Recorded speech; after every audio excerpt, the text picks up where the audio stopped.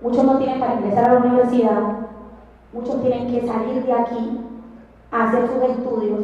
Entonces vemos una familia que se rompe o un joven que se atrasa o se frustra en su proyecto de vida. Veo muy poco interés institucional en el quehacer juvenil. Aparte de eso, las cifras en los diagnósticos que se han hecho, que el más reciente fue el del año pasado, cómo se resalta que el 73% de los jóvenes que se encuestan tienen miedo por el tema de la violencia, niñas entre 13 y 15 años están quedando en embarazo a temprana edad, resalta un 60% de esas personas encuestadas, que no han tenido oportunidades para empleo, que la educación superior no pueden acceder y si se accede no hay continuidad en la misma. Frente a eso, yo escribí unas propuestas. Ok. Primero propongo que se identifiquen los temas claves para los jóvenes, que se construya una agenda regional de paz juvenil y que en esa agenda regional de paz juvenil se determine o se den unos luces, unos parámetros de cuál va a ser nuestro papel en este tema del conflicto y en el post-conflicto, que creo que el tema fundamental son las organizaciones sociales. Articulación del trabajo entre las organizaciones juveniles y las entidades públicas. Gestión del conocimiento en juventud. Debe haber una plataforma en la que esté condensada todo lo que tiene que ver con temas de juventud y no se quede un caos que uno dice esto y uno dice el otro en ese tema. Promover un desarrollo cultural. La cultura es la mejor herramienta para proteger, para generar entornos protectores. Y que ese es el fuerte, considero yo, que la cultura es uno de los fuertes que tiene el departamento del Chocó, un fuerte que no se explota, un fuerte que es mirado como segundo plano. Incidencia en la construcción participativa de una agenda común, que no se llame a los jóvenes para aprobar planes de desarrollo, sino que se llame a los jóvenes para construir planes de desarrollo y que esos planes o esas agendas que se hagan se cumplan, que no sean discursos o que no sean de escritorio o saludos a la bandera como en ocasiones se hace. Te hago una pregunta, Caterina, y aquí hay varios líderes de procesos también juveniles y después ustedes dos, pero digamos, ¿cuál es el poder de las organizaciones juveniles, por ejemplo, en el marco de conflicto o posconflicto aquí en Quito? ¿Cómo lo ven ustedes en ciertos barrios, en la zona norte, en todo esto? ¿Cuál es el poder para la construcción de paz efectiva? El poder de las organizaciones juveniles considero que está en el talento, en el querer transformar, en el querer hacer, en el querer cambiar. Frente al tema del conflicto, las dificultades que hay fundamentalmente son con las BACRI o las bandas que hay en las comunas, que atemorizan a cualquier organización juvenil y que hoy en día no son muchas organizaciones las que están entrando a las comunas, precisamente por las barreras que se han creado o por el miedo frente a la vida. En el posconflicto, bueno, la preocupación es mayor.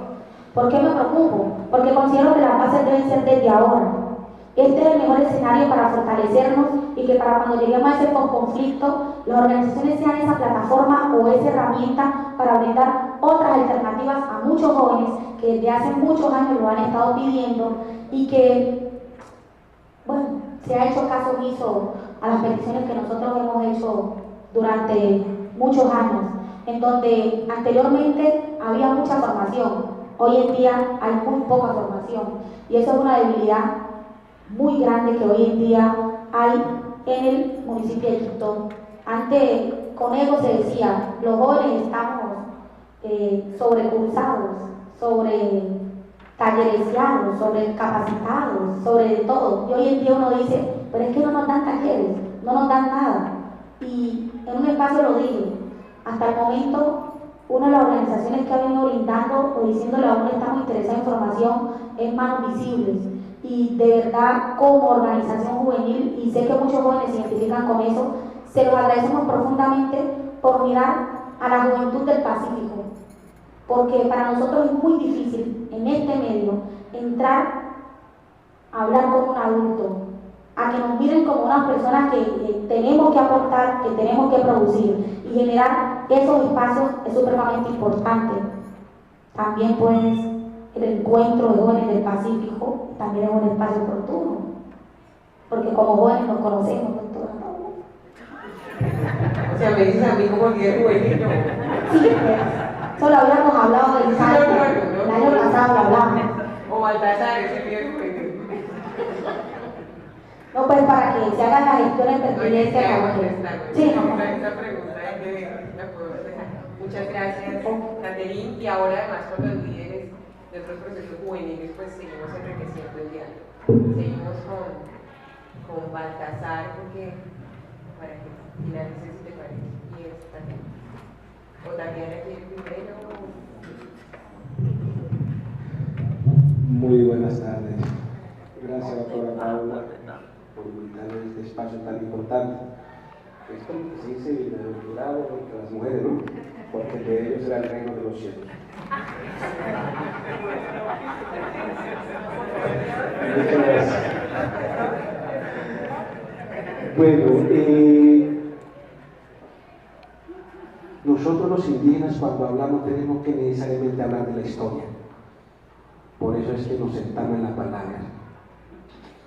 Porque la palabra además es poder. El poder no solamente está en la mente, sino en el corazón y en la palabra. Los pueblos indígenas hasta 1512 tuvimos la paz, la tranquilidad, la armonía entre el ser y la naturaleza. A partir de 1512 nos quitaron hasta el espíritu. ¿Quién? Los españoles, los invasores. Y hasta ahora. ¿Ya? El conflicto en los pueblos indígenas tiene más de 502 años. No es de ahora. El conflicto no viene para los pueblos indígenas por la aparición de la guerrilla, por la aparición de los grupos armados al margen de la ley, no. El conflicto de los pueblos indígenas, la matanza de los pueblos indígenas viene desde antes de la aparición de los grupos armados al margen de la ley. O sea que nosotros los pueblos indígenas conocimos los paramilitares en Cristóbal Colón. Ahí lo conocimos. ¿Sí? Pero bueno, el conflicto no solamente era por la invasión de nuestro territorio, el saqueo de nuestra riqueza, también estaba el conflicto del saqueo mental, del apoderamiento, de la invasión mental por parte de la Iglesia Católica Apostólica Romana. Luego está el otro conflicto, que es el conflicto económico, social, político con el Estado.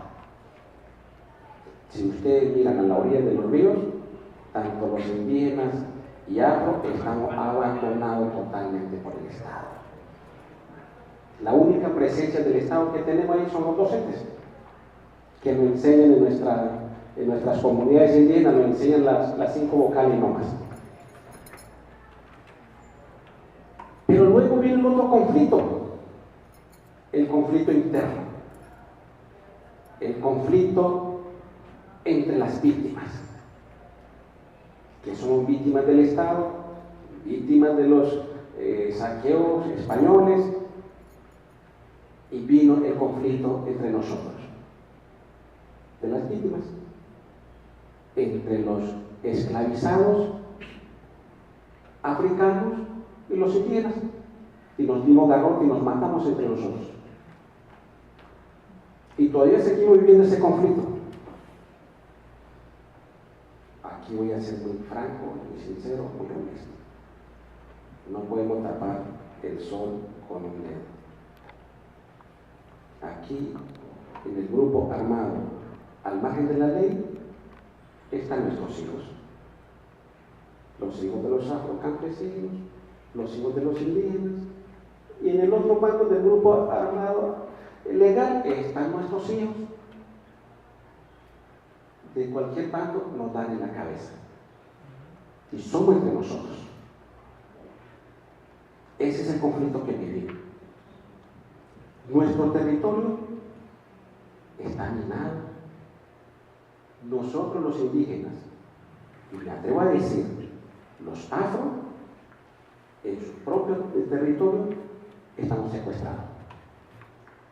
No podemos ir a la cacería, no podemos ir a recoger nuestros frutos, porque nuestro territorio está minado de una y otra parte. Nos prohíbe hacer el uso de nuestro territorio. Entonces, ¿cómo quiere que el gobierno, cómo quiere que exista paz si no se está dialogando directamente con esa gente que está viviendo esa experiencia? El gobierno está sentado ahí dialogando con el victimario. ¿Y nosotros qué? ¿Quién está hablando por nosotros? ¿Quién está hablando por los afro? Si solamente nos llaman allá, venga, exponga su problema y listo, se expone y listo, chao. La propuesta nuestra, ¿dónde se está quedando? Para los pueblos indígenas, entonces, el conflicto, primero, la paz no se negocia. Así que en eso tenemos claro los indígenas que la paz no se negocia.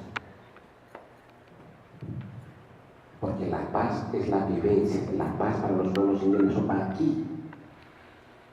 La paz es la armonización, el equilibrio entre el ser humano y la naturaleza. A los pueblos indígenas la tierra no se vende, el cuerpo humano no se vende, no se negocia. La dignidad no se negocia. Aquí se dialoga de frente a un conflicto armado, a un conflicto económico, a un conflicto social, a un conflicto de injusticia social. Eso es lo que se debe negociar. Y por eso cuando yo escucho de posconflicto los pueblos indígenas, estamos asustados. Porque de la guerra han vivido mucha gente. Y del posconflicto van a vivir mucha gente. Y los verdaderos y las verdaderas víctimas no vamos a lograr a desarrollar su proyecto de vida que se quiere. Porque es que el problema no es solamente dejar o negociar y dejar las armas, no. El problema está en la injusticia social. El problema está en la repartición de bienes inequitativa. La gente se pregunta, ¿cómo es posible que unos cuantos señores se ganen 25 y pico millones de pesos para que jodan al pueblo y el pueblo ganándose un salario mínimo y tiene que vivir con ese salario mínimo? Hay una inequidad de reparticiones de bienes. Y el Estado tiene que replantear entonces cómo puede meter dentro del plan de desarrollo nacional y en especial el plan de desarrollo departamental, aquí hablamos del Chocó, esos planes de desarrollo, esos planes de vida de los pueblos indígenas. ¿Cómo se materializa el plan de salvaguarda de los pueblos indígenas y de las comunidades indígenas? ¿Cómo se incluye eso para que puedan vivir una vida digna? Cuando se logre eso y cuando se construya realmente, cuando el gobierno departamental aquí en el Chocó se siente con los campesinos, con los afro, con las organizaciones, con los indígenas, allí empezaremos nosotros a construir lo que realmente queremos construir. Como decimos los pueblos indígenas, ahí estaremos construyendo lo que queremos y pensamos hacer en nuestro territorio. Muchas gracias. Gracias, Marcos.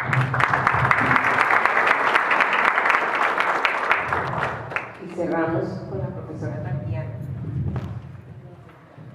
Bueno, muy buenas tardes, compañeros. Mi nombre es Tatiana Valencia. Doctora Paula, muchas gracias. A los nuevos integrantes del Poder Pacífico, los compañeros de la Escuela de Economía, bienvenidos, que sea esta la oportunidad para decirles que es un espacio enriquecedor que debemos aprovechar. Muy poco tenemos esta oportunidad en México. Como bien decía la doctora Paula, soy abogada, trabajo en la Defensoría del Pueblo y un poquito con la academia. Soy profesor universitario. En cuanto al tema de la institucionalidad, ¿qué podemos decir? Vamos a hacer con un bosquejo general y luego vamos a aterrizarlo en el tema del Chocó y del Pacífico colombiano. La apuesta legislativa más importante que ha hecho el gobierno actual es la que tiene que ver con la Ley de Víctimas y de Restitución de Tierras. Esta ley tiene como objetivos principales la compensación histórica, moral, territorial y material de las víctimas de un conflicto tan amorfo como ha sido el conflicto colombiano. Para evaluar la viabilidad de una ley, se requiere evaluar sus objetivos. Y allí encontramos el principal problema, porque es muy difícil cumplir con los objetivos de la ley de víctimas en un estado como el colombiano, que se caracteriza por la falta de presencia institucional en gran parte del territorio nacional, donde a falta de instituciones sí operan los grupos al margen de la ley. La segunda dificultad que podemos encontrar es la existencia de procesos de paz anteriores fallidos. Además de eso, un amplio debate político que centra su dilema en establecer si existe o no existe un conflicto armado interno en Colombia. Podemos decir que ante esta problemática, la nueva apuesta legislativa viene acompañada de la creación de nuevas instituciones. Esa creación de nuevas instituciones pretenden allanar el camino para lograr que las miles y miles de víctimas del conflicto armado en Colombia puedan ser compensadas. Sin embargo, pues ahí nos surgen varios interrogantes. El primero es si esas instituciones son realmente suficientes y eficientes para poder responder a las necesidades del conflicto armado que se presenta en nuestro país. Segundo, si existe una armonía entre esas instituciones y los organismos internacionales de derechos humanos que en este tema cobran gran importancia dentro de nuestro país. Otro interrogante que nos surge es ¿qué tanta articulación pueden tener esas instituciones nuevas creadas a raíz de la ley de víctimas con otras instancias gubernamentales? Y finalmente, si esas instituciones han logrado en realidad hacer presencia en todo el territorio nacional y en zonas tan dispersas como es el caso del Pacífico colombiano y de nuestro departamento que hace parte de ese Pacífico. Antes de entrar en materia, yo creo que es importante precisar que nosotros tenemos la idea de que el Estado colombiano es responsable directo del conflicto en Colombia, y no necesariamente. Existen oportunidades donde el Estado responde y repara, pero no como responsable directo, porque la acción u omisión sea indilgable a una institución estatal o un funcionario o servidor público, sino como un compromiso solidario con las víctimas del conflicto. En ese orden de ideas y haciendo una delimitación que nos permita saber que no siempre es el Estado quien debe responder a esas víctimas, el Estado colombiano se ha venido preparando